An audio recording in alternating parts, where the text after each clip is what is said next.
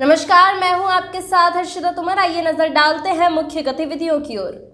पटना में उद्योग मंत्री शाहनवाज हुसैन से मिलकर मुजफ्फरपुर जिला के बेला के एक फैक्ट्री में विस्फोट की घटना पर तथा बिहार में उद्योग की वास्तविक स्थिति पर चर्चा की है। वहीं पप्पू यादव ने कहा कि घटना के कुछ ही देर बाद वहां पहुंचने वाले पहले मंत्री थे। उन्होंने मृतक के परिजनों को जो मुआवजा सरकार द्वारा किया जा रहा है वह कम है, कम से कम 10 लाख रुपए का मुआवजा मिलना चाहिए। उन्होंने अपनी तरफ से 20 से 25 हजार रुपए देने की भी घोषणा की है।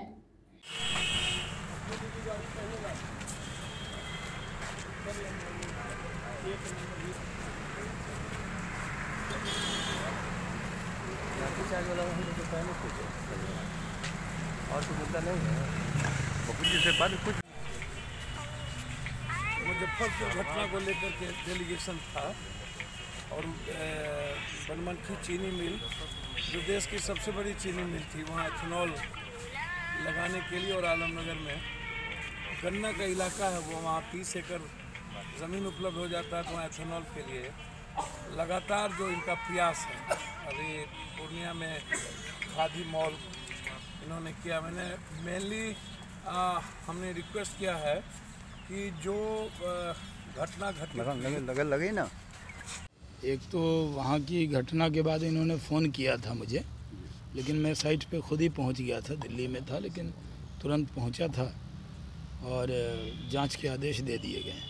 दूसरा, उदा किशनगंज के इलाके में वो जो कोसी का इलाका है, जहाँ से मैं भी आता हूँ, वो सुपौल, सहरसा, मधेपुरा के इलाके में अभी इथेनॉल का प्लांट कोई नहीं आ पाया है, क्योंकि वो JSW ने अप्लाई किया था लेकिन कोटा कम होने की वजह से वहाँ पे अभी नहीं आया।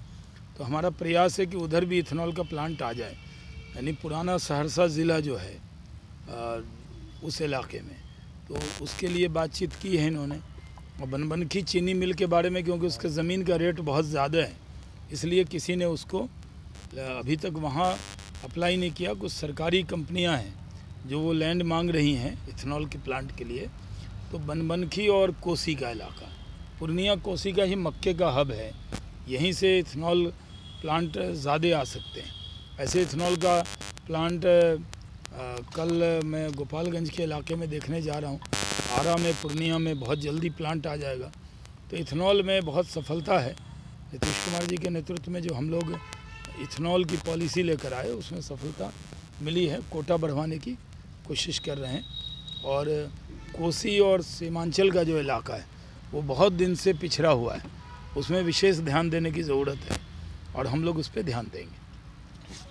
कई मामलों को लेकर शाहनवाज हुसैन जी से क्या कुछ कहें? देखिए, मेनली जो घटना इतनी बड़ी घटी उसमें हमने पूरा प्रॉपर जो लगातार पहले से भी ब्लोवर के बारे में उनको कहा जा रहा था कि इतने पुराने हो गए और लगातार लोग उनको आगाह किया कर रहा था कि आप इसको बदलिए, और वो हमेशा नेगलेंसी बरतते चले गए। दूसरी बात कि लेबर कितने गए, वो रजिस्टर्ड कहाँ है।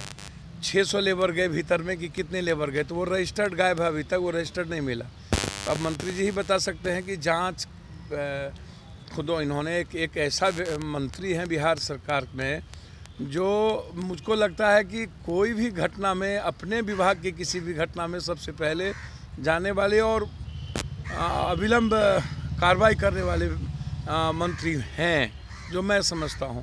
तो मुझको लगता है कि अभी मैं जा रहा हूं, आज मिलना था, मैंने पहले ही कहा कि मैं मुजफ्फरपुर जा रहा हूं और उसमें सारी रिपोर्ट आकर के मैं इनको दूंगा दिल्ली में 30 तारीख को।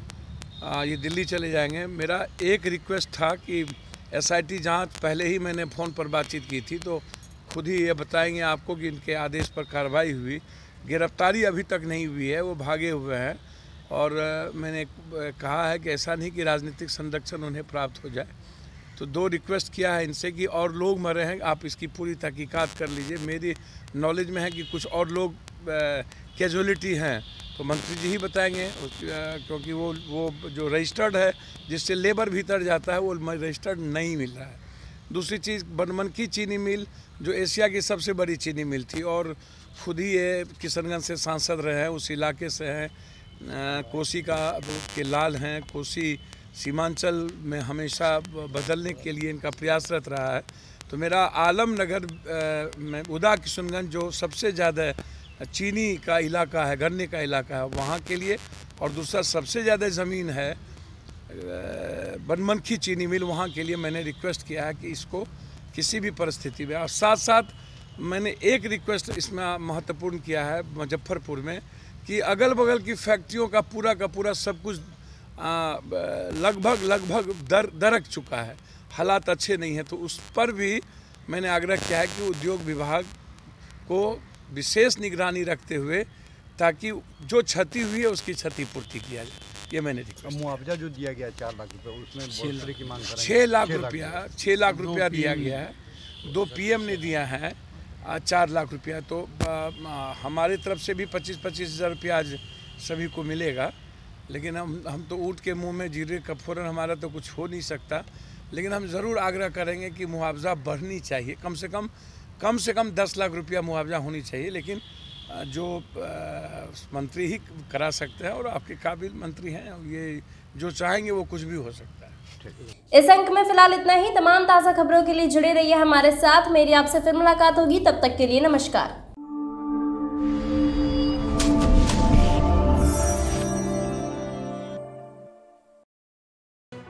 लेटेस्ट खबरों से जुड़े रहने के लिए हमारे चैनल नेशन भारत को सब्सक्राइब करें और बेल आइकन को दबाएं ताकि कोई खबर छूट न पाए।